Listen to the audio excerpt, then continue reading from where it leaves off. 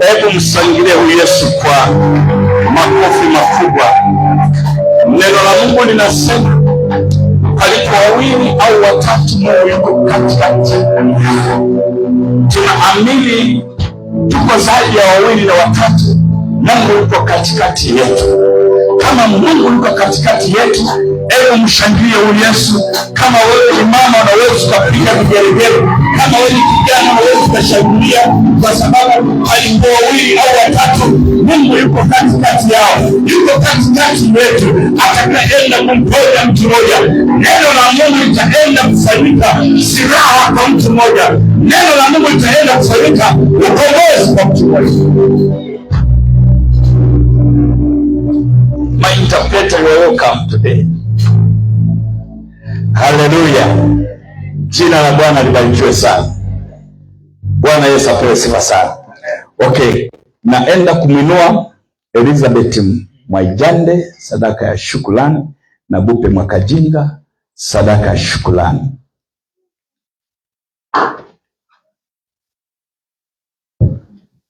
Oh, thank you Jesus.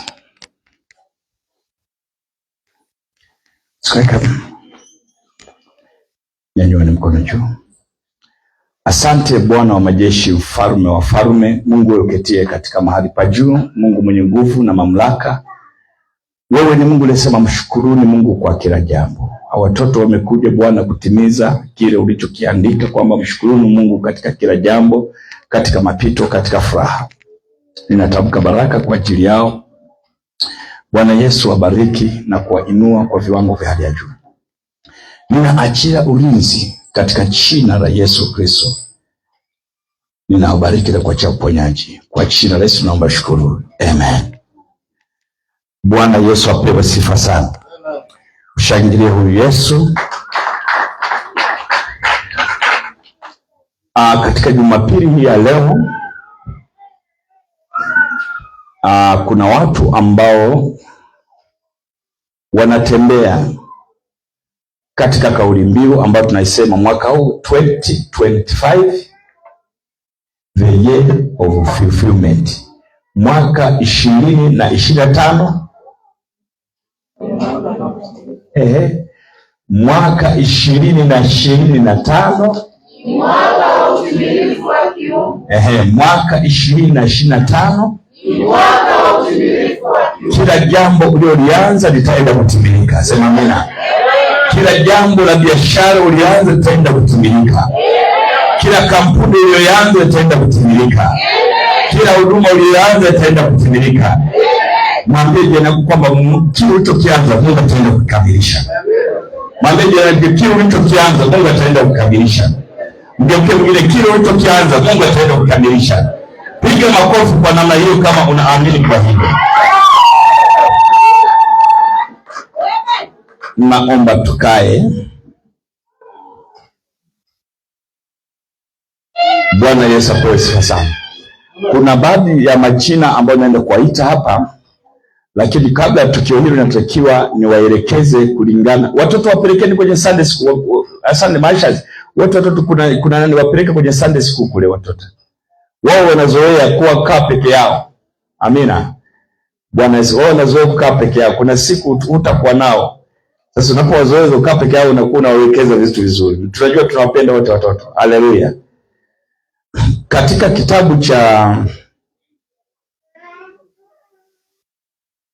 Kumbukumbu la Torati, ndio maana tunapokwepa hapo tunasema huko hatutaki kelele kwenye media. Haleluya, watoto wanapiga kelele, kwa hiyo huwa haionyeshi vizuri kwenye mtandao. Haleluya. Ni wangapi wanaopitia kwenye YouTube kuangalia mahubiri yetu kila wiki hata mara moja? Ni wangapi kila wiki hata mara moja mlio na smartphone? Afu kinachoshangaza wenyewe walioko kwenye media huwa hawapitii. Haleluya. Yaani mlioko kwenye media mnapromote wengine hampitii. Mlioko kwenye praise hampitii. Mnataka ila mnapitia kwa watu wengine. Jamani, kuna mtu ambaye hapendi vitu vya kwake. Anapenda vitu vya watu wengine, kuna matatizo rohoni. Especially praise team. Kwa wengine mnaangalia mpaka YouTube lakini za kwenu hamwangalii. What is the problem? Ni matatizo gani mlionayo? Haleluya. Ninamwona tu mchungaji mwifani, watu wawili watatu. Wanasema pitieni kwenye peji yenu, yatawafaidi. Mnapokuwa mnasikiliza mara kwa mara, mnaimarika kiungu. Haleluya. Kwa hiyo majina haya matatu ambayo naenda kuwaita kwa ajili ya sadaka ya malimbuko, namba 1 ni Mama Reverend, ni mfanya biashara mkubwa. Haleluya. Kwa hiyo naenda kutoa malimbuko leo. Haya anatoa kwangu. Bwana Yesu asifiwe. Mimi nilitoa na yeye anatoa kwangu. Haleluya. Subiria kwanza mama, subiria mtoto mzuri. Haleluya. Tumimekee Kirasa sadaka ya malimbuko. Agnes Joshua sadaka ya malimbuko. Sasa kabla sadaka hii ya malimbuko nataka muelewe vizuri. Haleluya. Kuna wengi tulikotoka tulikuwa tunasema sadaka malimbuko, naenda shambani na vuja mahindi mawili nasema ni malimbuko. Ndivyo tulivyokuzwa. Haleluya. Lakini nataka niwafundishe kimaandiko. Katika kitabu cha Kumbukumbu la Torati 28 mstari wa 1 hadi 14, Biblia inasema, itakuwa utakaposikia sauti ya Bwana Mungu wako kwa bidii kutunza kufanya maagizo yote yake yote nikuagizayo leo, ndipo Bwana Mungu wako atakapokutukuza juu ya mataifa yote ya duniani. Na baraka hizi zote zitakujilia na kukupata usikiapo sauti ya Bwana Mungu wako. Utabarikiwa mchini, utabarikiwa na mashambani. Utabarikiwa uzao wa tumbo lako na uzao wa nchi yako, na uzao wa wanyama wako wa mifugo, maongeo ya ng'ombe wako na wadogo wa kondoo zako. Litabarikiwa kapu lako na chombo chako cha kukandia unga. Kumbe hata chombo unachokandia unga kinatakiwa kibarikiwe. Utabarikiwa uingiapo, utabarikiwa utokapo. Kumbe hata kutoka na kuingia inatakiwa ubarikiwe. Bwana atawafanya adui zako wainkao juu yako kupigwa mbele yako. Lakini maadui watakutokea kwa njia moja, lakini hao maadui watakimbia mbele yako kwa njia 7 utakaposikia sauti ya Bwana Mungu wako. Bwana ataiamuru baraka ije juu yako katika ghala zako na mambo yote utakayoyatia mkono wako, naye atakubarikia katika nchi akupayo Bwana Mungu wako. Bwana atakuweka uwe taifa takatifu kwake, kama alivyokuapia, utakaposikia maagizo ya Bwana Mungu wako na kutembea katika njia zake. Na mataifa yote ya duniani watakuona umeitwa kwa jina la Bwana, nao watakuwa na hofu kwako. Bwana atakufanya uwe na wingi na uheri katika uzao wa tumbo lako na uzao wa wanyama wako na mifugo na uzao wa nchi yako, katika nchi Bwana aliyoapia baba zako kwamba atakupa. Atakufunulia Bwana hazina yake nzuri, nayo ni mbingu, kwa kutoa mvua ya nchi yako kwa wakati wake, na kwa kubarikia kazi yote ya mikono yako. Nawe utakopesha mataifa mengi, wala hutakopa wewe. Lakini kuna wengine mna madeni mpaka kiunoni, ila nyinyi hamkopeshi. Kuwa na madeni sio sehemu yenu, natakiwa wewe wao unakopesha. Haleluya. Bwana atakufanya kuwa kichwa wala si mkia, nawe utakuwa juu tu wala hui chini. Utakapoyasikia maagizo ya Bwana Mungu wako ni kuagizayo hivi leo, kuyaangalia na kufanya. Msipokengeuka. Sasa fanyaje? Msipokengeuka katika mafundisho hayo, katika maneno niwaamuru leo, lolote kwenda mkono wa kuume wala wa kushoto, kwa kuifuata miungu mingine na kuitumikia, kwa kufuata mafundisho mengine na kuyatumikia. Kuna watu wengine hapa wanasema hao walikuwa wa Israeli. Sisi tuliookoka ni wa Israeli kiimani. Haleluya. Tunafanyika kuwa Waisraeli, tunafanyika kuziishi zile kanuni za Waisraeli kwa sababu sisi ni uzao wa Ibrahimu. Katika Isaya 42 mstari wa 23, Biblia inasema, ni nani miongoni mwenu atakayetega sikio lake kuyasikia hayo? Atakayesikiliza na kusikia kwa wakati wa ujao? Na Mithali 22 mstari wa 28, Biblia inasema hivi, utakaposikia usiondoe alama ya mipaka wa zamani uliowekwa na baba zako. Yaani usiondoe nukta yote kwenye Biblia ukasema hiki sio cha kwangu, cha wengine. Mithali 3 mstari wa 9 hadi 10, Biblia inasema, mheshimu Bwana kwa mali yako na kwa malimbuko ya mazao yako yote, ndipo ghala zako zitakapojazwa kwa wingi na mashinikizo yako yatafurika divai mpya. Kumbukumbu la Torati 12 mstari wa 10 hadi 11. Lakini mtakapovuka Yordani, tumevuka mwezi mwaka jana 2024, ni katika ulimwengu wa roho ni Jordan. Mtakapovuka Yordani na kukaa katika nchi anayowadhibitisha Bwana Mungu wenu, akawapeni raha, akiwaokoa na adui zenu pande zote, mkakaa salama. Wakati huo itakuwa kwamba mahali pale atakapopachagua Bwana Mungu wenu alikalishe jina lake, hapo ndipo mtakapoleta kila kitu ninachoamuru. Ni amuru hii sadaka malimbuko. Sadaka zenu za kuteketezwa ni malimbuko, na dhabihu zenu na zaka zenu na sadaka ya kuinuliwa mikono. Kumbe kuna sadaka ya kuinuliwa mikono yenu, na nadhiri zenu zote teule mtaziweka kwa Bwana. Maagizo mahali pa kuabudia. Hii ni kipengele kingine. Kumbukumbu la Torati 12 mstari 13 hadi 14. Nitaruka kwa hadi 28 pale. Ujihadhari, kuna maagizo. Sio kila mahali pa kutoa sadaka hii.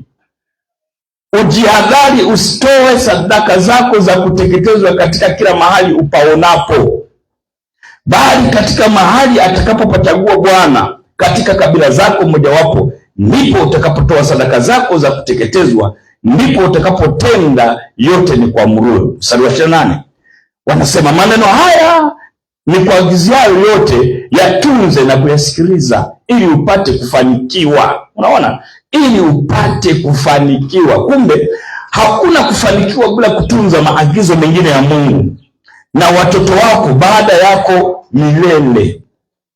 Hapo uyafanyayo yaliyo mema na kuelekea machoni pa Bwana Mungu wako. Lakini katika kitabu tena cha Kutoka 23 mstari wa 19 inasema, ya kwanza ya malimbuko ya nchi yako utayaleta na kuyatia ndani ya nyumba ya Bwana Mungu wako. Usimtokose mwanambuzi katika maziwa ya mama yake. Anasema ya kwanza na maana malimbuko. Katika kitabu cha Kutoka 13 mstari wa 2, 12 hadi pale pengine 12 hadi 13 nasema, nitakasie mimi mzaliwa wa kwanza, wazaliwa wa kwanza wote, kila afungwaye tumbo katika wana wa Israeli, wa binadamu na wanyama ni wangu huyo. Kwa hiyo kila mwezi wa kwanza ni mwezi wa Mungu. Ukachelewa inatakiwa ufanye. Mtoto wako wa kwanza ni mali ya Mungu, sio wa kwako. Inatakiwa mkabidhi kwa Mungu kwa maombi, kwa sababu mtoto wa kwanza, mzee wa kwanza ni lango. Anasema ndipo utamwekea Bwana kila afungwaye tumbo na kila mzaliwa wa kwanza aliye naye azaliwaye na mnyama, hao waume watakuwa ni wa Bwana. Kila mzaliwa wa kwanza wa punda utamkomboa kwa mwana kondoo, na kwamba hutaki kumkomboa utavunja shingo, na kila mzaliwa wa kwanza wa binadamu katika wanao utamkomboa. Ezekieli 44 mstari wa 23. Nitaruka tena mpaka sasa, inasema,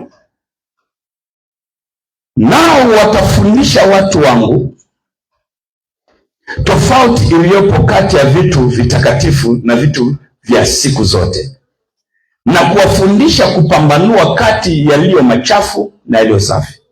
Sasa ule mstari wa 30 anasema, na kitu cha kwanza malimbuko yote ya vitu vyote na kila toleo la kila kitu cha matoleo yenu litakuwa la makuhani. Jamani, hili limbuko ni langu, sio la kanisa. Mjue hilo, sio mimi nilioanzisha, ni Mungu mwenyewe.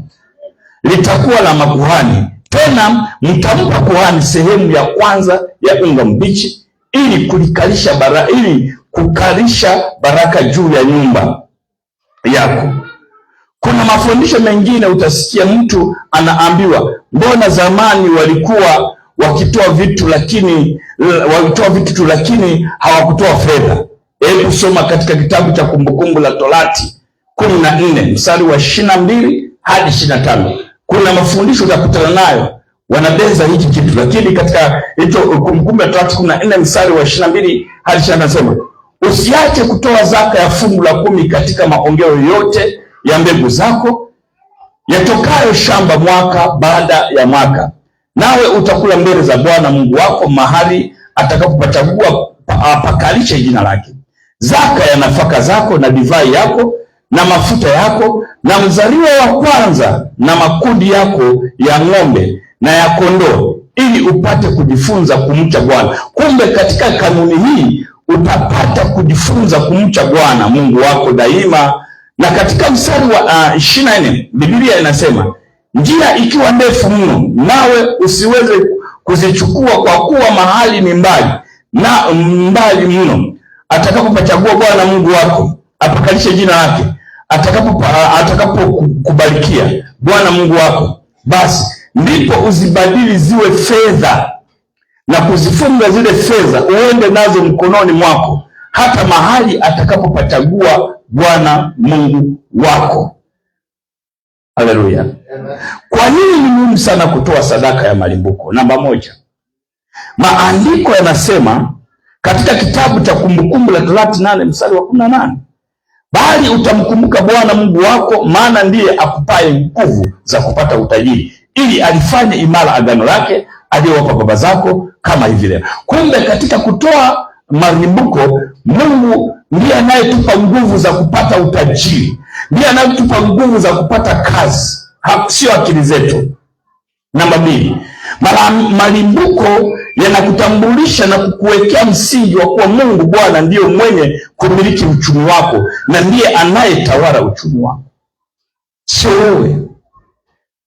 Kwa maana maandiko yanasema katika kitabu cha Wakorintho wa pili mlango wa 8 mstari wa 9, na utaruka pale 11 anasema, maana mmejua neema ya Bwana Mungu wetu Yesu Kristo, jinsi alivyokuwa masikini kwa ajili yenu, ingawa alikuwa tajiri, ili kwamba ninyi mpate kuwa matajiri kwa umasikini wake.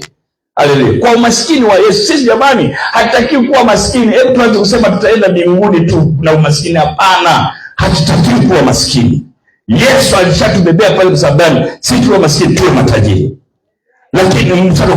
Lakini sasa timizeni kule kutenda nako, ili kama vile mlivyokuwa tayari kutaka, vivyo hivyo mkawe tayari na kutimiza kwa kadiri mlivyo navyo.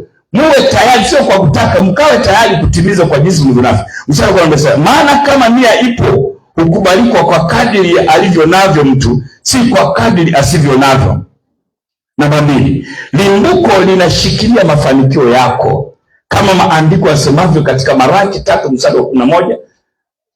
Luka 14 anasema, nani kwa ajili yenu nitamkemea yeye alaye, wala hata haribu mazao ya ardhi yenu, wala mzabibu wenu hautakutisha matunda yake kabla ya wakati wake katika mashamba, asema Bwana majeshi.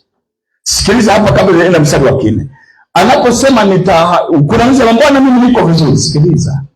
Uko vizuri, unapata hela, lakini una shida hospitalini. Yaani kila wakati kila hela unayoipata wewe unaipeleka hospitalini. Ukipata tu hela nzuri unaumwa, watoto wanaumwa, wewe unapeleka hospitalini. Pale ndipo unapoibiwa pasipo kujua. Haleluya. Sasa hospitali unaamini madaktari, lakini unashindwa kumwamini Mungu. Mstari wa 10 sasa anasema, mmesema kumtumikia Mungu hakuna faida, na tumepata faida gani kwa kuyashika maagizo yake na kwa kutenda kwa huzuni na kwa kwenda kwa huzuni mbele za Bwana wa majeshi? Kuna faida kumtumikia Mungu. Kuna watu wanasema kuna faida gani kumtolea? Ni kama ni kutupa. Ndio maana Biblia mahali pengine inasema tupa chakula chako kwenye maji, baada ya siku nyingi utakikuta. Namba 3, limbuko lako linashikilia uchumi wako ulioinuka na kutiririka, kama maandiko yasemavyo katika kitabu cha Kumbukumbu la Torati. Kumbuka kile ninachosema, nakupa mifumo, sio ya kwangu. Katika kitabu cha Kumbukumbu la Torati 28 mstari wa 8, Bwana ataiamuru baraka ije juu yako. Kumbe baraka ulizo nazo ni nani alizoziamuru juu yako? Inatakiwa Bwana aamuru baraka ije juu yako, kama anasema Bwana ataiamuru baraka ije juu yako katika ghala zako na mambo yote utakayotia mkono wako, naye atakubarikia katika nchi akupayo Bwana Mungu wako. Namba 4, limbuko lako linamheshimu Mungu, kama maandiko yasemavyo katika kitabu cha Mithali 3 mstari wa 9 hadi wa 10. Mheshimu Bwana kwa mali yako na kwa malimbuko ya mazao yako yote, ndipo ghala zako zitakapojazwa kwa wingi na mashinikizo yako yatafurika divai mpya. Kwa limbuko linamheshimu Mungu. Haleluya. Yaani ile tu kuna wengine unafunga kafunga mpaka siku 1000. Kama hujapitia hapa utaendelea. Ndio maana watu utakuta kwamba ni wana maombi, ni wa maskini wa kutupwa, wanaita mpaka moto unashuka, lakini pesa hawana. Ni kwa sababu limbuko linashikilia kila unachokigusa kwa mkono wako kinabarikiwa. Haleluya. Namba 5, limbuko lako linakupa uhakika wa kukuzidishia kila ufanyao, kama neno la Mungu lisemavyo katika kitabu cha Mwanzo 1 mstari wa 28. Mungu akawabarikia. Mungu akasema, akawaambia, zaeni mkaongezeke, mkaijaze nchi na kuitisha, mkatawale samaki wa baharini na ndege wa angani na kila kiumbe chenye uhai kiendacho juu ya nchi. Limbuko. Namba 6, limbuko lako linakufanya uwe na mafunuo mapya kwenye kila sehemu ya maisha yako. Kwenye biashara uwe na mafunuo, kila jambo uwe na ubunifu mpya. Linakufanya ufahamu wa kiungu, uanze kufikiri vitu vyenye mafanikio, sio vyenye hasara.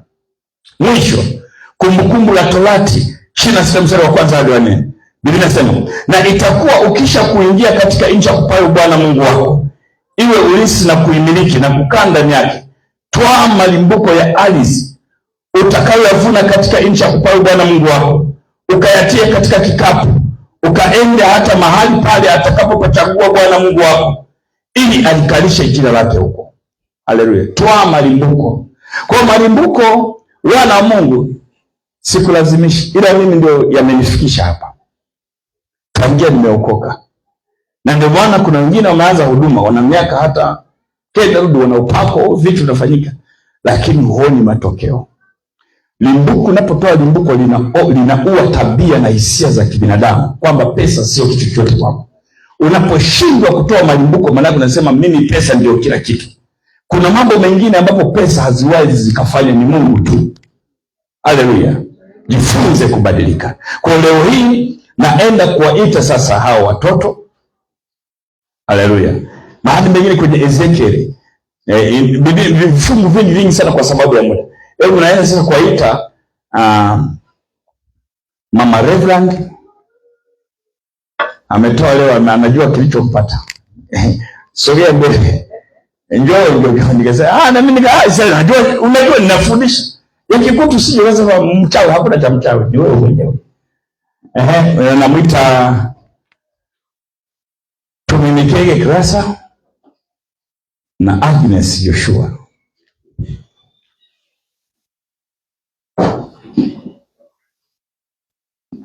Asante kwa kuniheshimu, kuniona kama unajua wake wa wachungaji ni kwanga vigumu sana kuheshimu kwamba ni mchungaji. Haleluya. Kwa hili ni maana ananiheshimu huduma hiyo ndani yangu. Sasa naenda msiweke chini kwanza. Mtakuwa mnanikubalia, mnasema amen. Imeandikwa katika kitabu cha Kumbukumbu Torati 28, semeni amina. Mstari wa 1 hadi 14. Itakuwa utakaposikia sauti ya Bwana Mungu wako kwa bidii, kutunza kufanya maagizo yake yote ni kuagizayo leo, ndipo Bwana Mungu wako atakutukuza juu ya mataifa yote na ya duniani. Acha Mungu akakutukuze katika mataifa yote ya duniani kwa jina la Yesu. Na baraka hizi zote zitakujilia na kupata usikiapo sauti ya Bwana Mungu wako. Utabarikiwa mjini, utabarikiwa na mashambani. Utabarikiwa uzao wa tumbo lako na uzao wa nchi yako, na uzao wa wanyama wako wa mifugo wa maongeo wa ng'ombe wako, na wadogo wa kondoo zako. Litabarikiwa kapu lako na chombo cha kukandia unga. Utabarikiwa uingiapo, utabarikiwa utokapo. Bwana atawafanya adui zako wainukao juu yako kupigwa mbele yako. Sema amina. Nasema Bwana atawafanya adui zako wainukao juu yako kupigwa mbele yako. Watakutokea kwa njia moja, lakini watakimbia mbele yako kwa njia 7. Bwana ataiamuru baraka ije juu yako katika ghala zako na mambo yote utakayotia mkono wako. Naye atakubarikia katika nchi akupayo Bwana Mungu wako. Naye atakubarikia katika Bwana Mungu akupayo jina lako. Naye atakubarikia katika Bwana Mungu akupayo jina lako. Ninatoa kikapu hiki katika jina la Yesu aliye hai. Ninatoa kikapu hiki katika jina la Yesu aliye hai. Muona sadaka malipuko.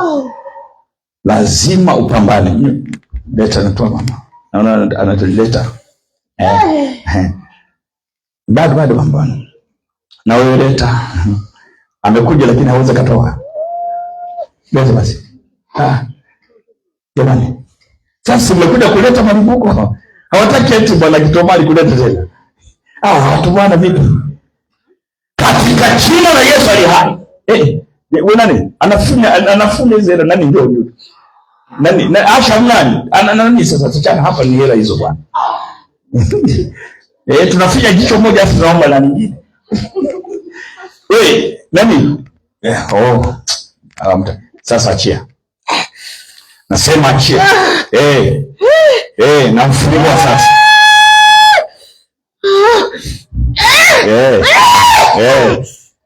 Ninambariki. Yes. Utukufu wa Mungu katika jina la Yesu aliye hai. Ninambariki kuanzia sasa.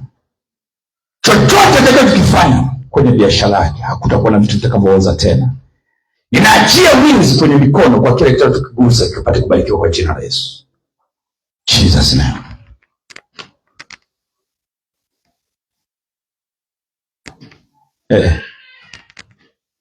Na kata mkono mlioshikilia baraka zake. Ninambariki kwanza sasa. Mpenda ameamua. Hamwezi mkazuia. Yes. Nataka hela bwana. Mbona akatalia? Yesu, katika jina la Yesu, ninamtenganisha roho za uchawi na uganga. Ninavuja kila miungu na mzimu katika jina la Yesu ndani. Ninapoa kila vikwazo mzuizi wote wanaovuzuia nyota katika ukoo. Ninatoa na mtenganisha katika ukoo kwa Yesu ndani. Atajivunia meza kwa Mungu.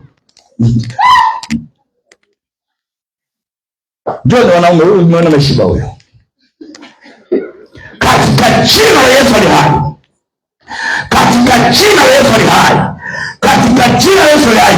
Roho za ufukara, roho za kufika kazi, roho roho za kukataliwa, roho za umasikini, roho za kutoelewa, roho za ukunga, roho za uchawi, ninazifunga na kuharibu kwa jina la Yesu. Haya maneno nimetamka kama kuhani, ninambariki kwa leo, ninaimarisha neno lake.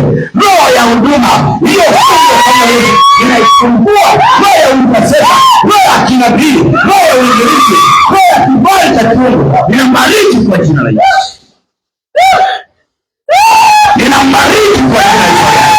Ninafunga kila maagano ya miaka vizazi na vizazi yaliyokamata binti huyu, yaliyokamata familia yake, hayo maagano na sadaka na mbuko, ninayafunga kwa jina la Yesu. Ninayateketeza kwa moto, ninayateketeza kwa moto, ninayateketeza kwa moto, ninayateketeza kwa moto, ninayateketeza kwa moto. Ninafungua uchumi wa binti huyu, ninafungua uchumi wa binti yeyote aliyeshikilia nyota yake, yeyote aliyeshikilia uchumi wake, yeyote aliyeshikilia afya yake, yeyote aliyeshikilia nyota yake kiuchawi, inaharibu kwa moto. Inaandikwa katika Ibrania 12 mstari wa 29, Mungu wetu ni moto ulao, kama neno la Mungu lilivyo, inaachilia moto na radi, moto na radi. Ninafungua uchumi, ninafungua uchumi. Yule destiny helper ambaye amefungua kwa muda mrefu, ambaye itakiwa wakutana na binti huyu, lakini hawajakutana kwa muda mrefu, leo inamfungua, leo inamfungua, leo inamfungua, leo inamfungua. Nafungua roho ya umasikini. Yesu alikuwa msalabani, alibeba umasikini. Huyu sio masikini tena, huyu sio mtumaini tena, huyu sio mtu wa kukataliwa tena, sio mtu wa kuolewa tena, sio mtu wa kuoga tena, sio mtu wa kutembea kiuchawi na vingi ya kila uchawi. Roho inayotumia nafsi, inayotumia uchawi, nafsi inayotumia uchawi, nafsi inamfanya kwamba wewe asiwe na maisha mazuri. Ninatamka by fire. Neno la Mungu linasema mapango yale ya Kalebu, kwenye mapango ya Lubumbashi, kwenye mapango yote yale, kwenye mapango mizimu na miungu inayosema mtoto, roho za uganga na urozi zinamfuatilia, maneno yaliyotamkwa kwenye yake, yaliyotamkwa laana, na yafuta leo kwa damu ya Yesu, na yafuta leo kwa damu ya Yesu. Aliyetamka laana au amekucha anaishi, na yafuta leo kwa damu ya Yesu, na yafuta leo kwa damu ya Yesu, na yafuta leo kwa damu ya Yesu. Imekuwa sasa, achia, ondoka. Imekuwa neno langu ni sheria. Sasa kwa heri, sasa kwa heri, kwa heri sasa, kwa heri sasa, kwa heri. Nanyang'anya vingine, sifalme Mungu ucheka na Mungu, kwa hiyo nanyang'anya. Sasa kimbia, ondoka, ondoka, nasema ondoka. Aga huna chapa mikosi sana. Haleluya kanisa. Hizo ndio kanuni za malimbuko. Ukipenda hela sana na shetani atakupenda sana. Maana Biblia inasema palipo na roho yako ndipo palipo na hazina yako. Maana kama roho iko kwa Mungu na hazina iko kwingine, lazima ukubali tu kupigwa kiuchumi. Lazima ukubali. Haleluya. Na ndio maana Mungu anasema nawapenda wale wanipendao kwa bidii, na wanitafutao kwa bidii nao wataniona. Haleluya. Bwana Yesu asifiwe sana. Basi tunaenda katika mahubiri ya siku ya leo. Jiandae kama vizuri. Acha zoroko nje, waambie wakae ndani. Hapa sio mafiati. Hapa tuko strict, tuko makini. Huwezi ukatoa nauli kuja kote huko mbali alafu nakaa nje. No. Haleluya. Unakaa ndani unasikiliza neno la Mungu. Bwana Yesu asifiwe sana. Biblia inasema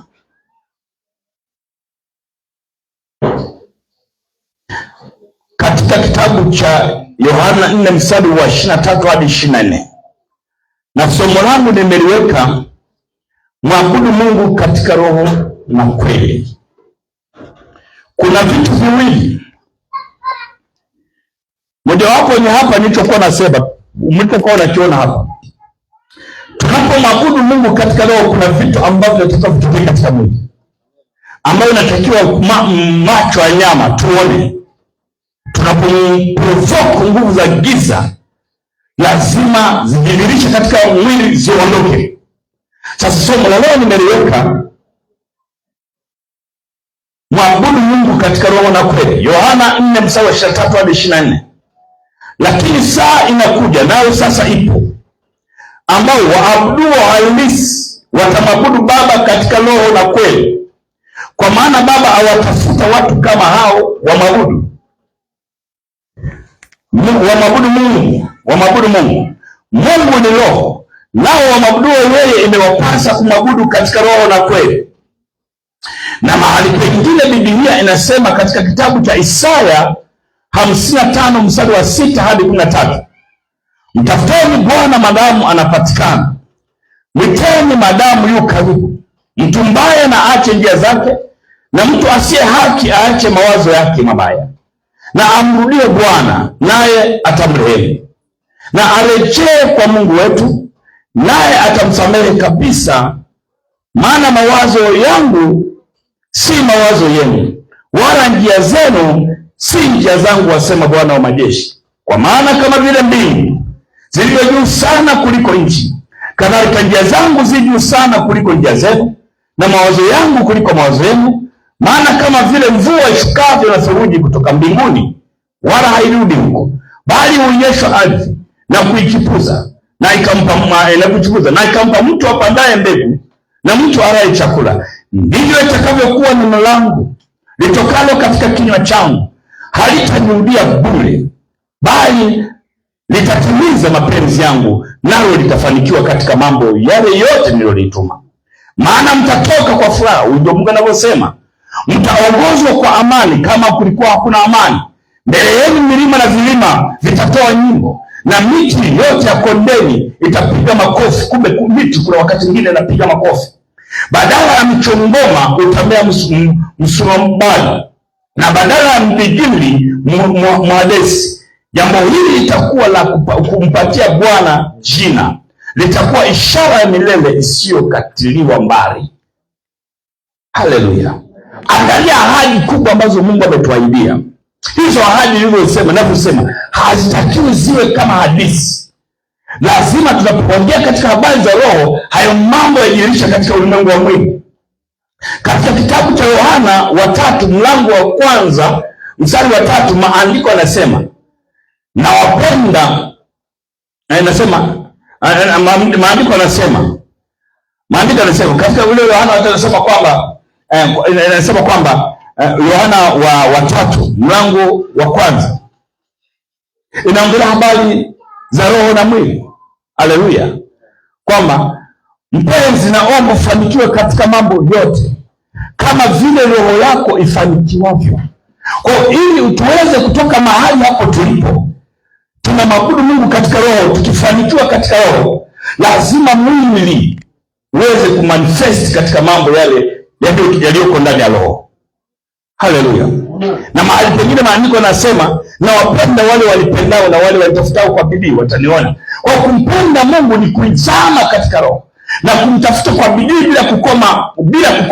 Na tutamuona Mungu. Tutamuonaje Mungu ambaye ni roho? Tutamuona katika matendo yake, katika udhihirisho wa mwili, katika udhihirisho kibiashara, katika udhihirisho kikampuni, katika udhihirisho kindoa. Tutamuona Mungu kwa sababu tunaishi katika nyama. Na katika kitabu cha Wakolosai 3:16 hadi 17 maandiko yanasema neno la Kristo nalikae kwa wingi ndani yenu, katika hekima yote mkifundishana na kuonyana kwa zaburi na nyimbo na tenzi za rohoni, huku mkimwimbia Mungu kwa neema mioyoni mwenu. Na kila mfanyalo kwa neno au kwa tendo, fanyeni yote katika jina la Bwana Yesu, mkimshukuru Mungu Baba kwa yeye. Kila jambo tunalolifanya, kila tendo, kila majaribu tunaloyapitia, tumwekee Mungu mbele. Yeye anatuwazia mema. Na katika Yohana 15 mstari wa 3, utaruka pale mstari wa 16, utaenda kwa kurukaruka. Anasema ninyi mmekwisha kuwa safi mliookoka kwa sababu ya ile neno niliyowaambia, ambayo neno aliyotuambia Yesu. Sisi tumekuwa safi. Anasema kaeni ndani yangu nami ndani yenu. Kama vile tawi lisivyoweza kuzaa peke yake lisipokaa ndani ya mzabibu, kadhalika nanyi msipokaa ndani yangu. Mimi ni mzabibu, ninyi ni matawi. Akaaye ndani yangu nami ndani yake, huyo huzaa sana, maana pasipo mimi nyie wote na mimi pia hatuwezi kufanya jambo lolote. Lakini mstari wa 6 anasema mtu yeyote yule asipokaa ndani ya Yesu huwa hutupa nje kama tawi la kunyauka, na watu wakakusanya wakayatupa motoni yakateketea. Ninyi mkikaa ndani yangu na maneno yangu yakikaa ndani yenu, ombeni mtakalo nami mtatendewa. Hivi ndio Mungu anasema tukikaa, yani kuna masharti madogo sana. Sisi tukikaa ndani ya Yesu na maneno ya Yesu yakikaa ndani yetu, Biblia inatuambia kabisa tuombe jambo lolote, yani hata ndege omba utapewa. Hakuna kikwazo. Wewe uliye na kansa omba utapona. Wewe uliye na kisukari omba utapona. Lakini cha msingi neno la Mungu likae ndani yako. Ninyi mkikaa ndani yangu na maneno yangu yakikaa ndani yenu, ombeni mtakalo lolote nanyi mtatendewa. Hivyo ukifanywa hivyo Yesu hutukuzwa kwa Baba. Kwa vile mzaavyo sana nanyi mtakuwa wanafunzi wangu, kama vile Baba alivyonipenda mimi. Manake kama Mungu Mwenyezi alivyompenda Yesu, na Yesu atatupenda sisi. Anasema kaeni katika pendo langu. Kukaa katika pendo ni silaha nyingine. Kukaa katika msamaha, kukaa katika uvumilivu, kukaa katika sehemu ya kuweza kushikilia na kutazamia mazuri mbele ni silaha hatari sana.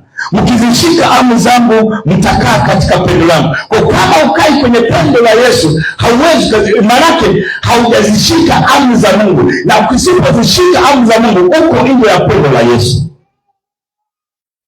Kama vile mimi nilivyozishika amri za Baba yangu na kukaa katika pendo lake, nayo hayo nimewaambia, ili furaha yangu iwe ndani yenu na furaha yenu itimizwe. Kwa hiyo ni vizuri sana wana wa Mungu. Dunia hii tuko kanisani hapa, tumetoka watu wa tabia tofauti tofauti. Hata mimi mchungaji na tabia tofauti tofauti za kiasiri, lakini tunapokuwa tumekaa ndani ya Yesu utajua kusamehe. Tunapokuwa tumekaa ndani ya Yesu utajua kusamehe na kuachilia. Usipokaa ndani ya Yesu ni vigumu sana kusamehe. Ndio maana utahama kanisa.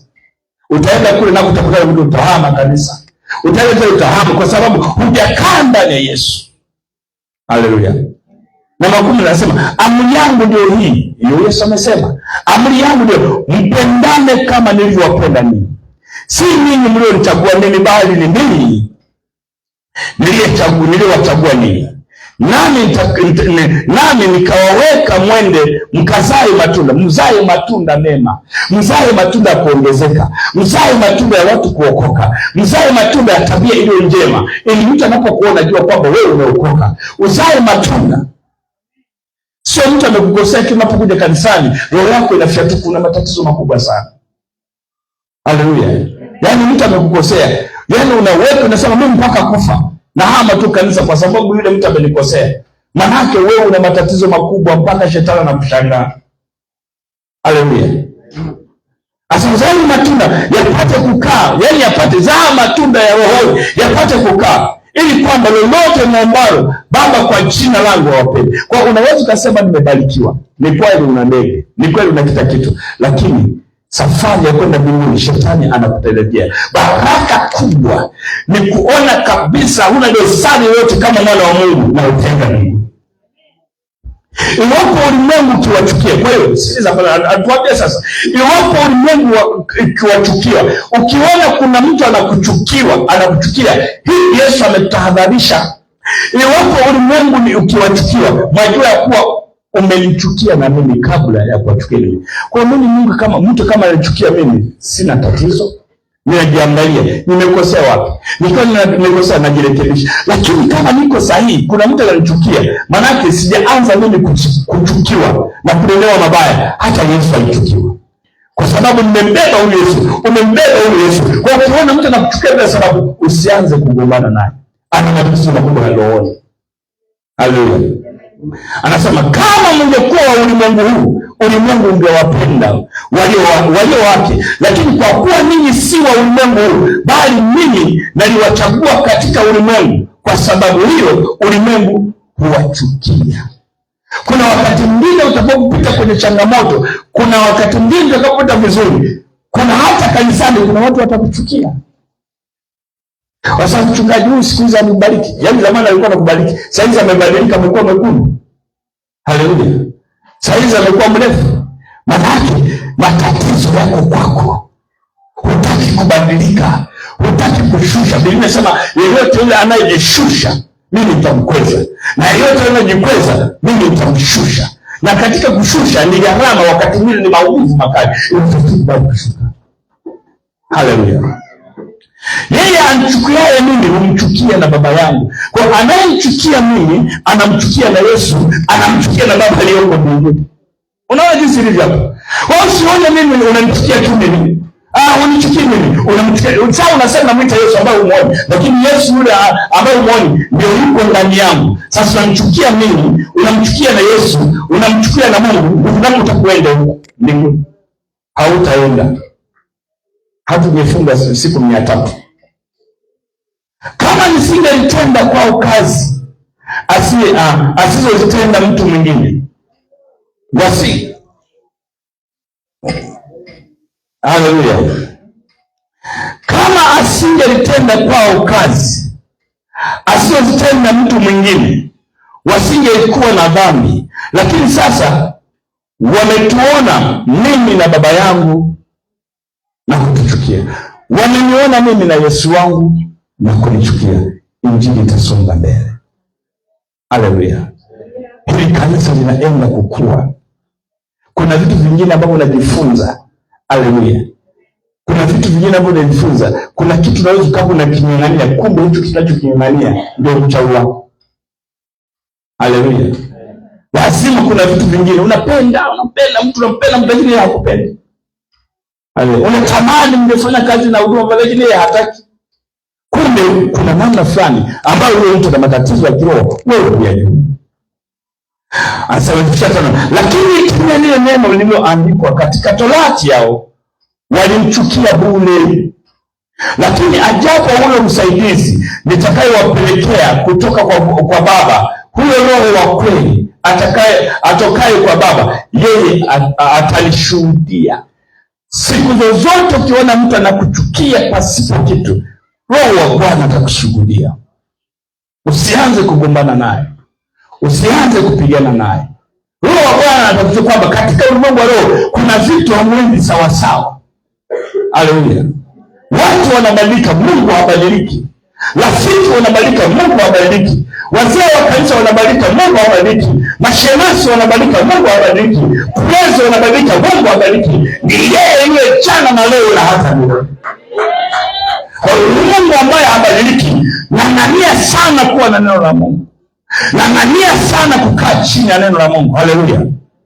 Mstari wa 7. Nani pia mnashuhudia kwa kuwa tangu mwanzo mmekuwa pamoja nami. Huyu Yesu alikuwa anaongea tangu mwanzo, alikuwa anaongea habari ya umoja. Tangu tunaanza huduma tulikuwa pamoja naye. Ni nini kilichokupata wewe mwanangu? Ni nini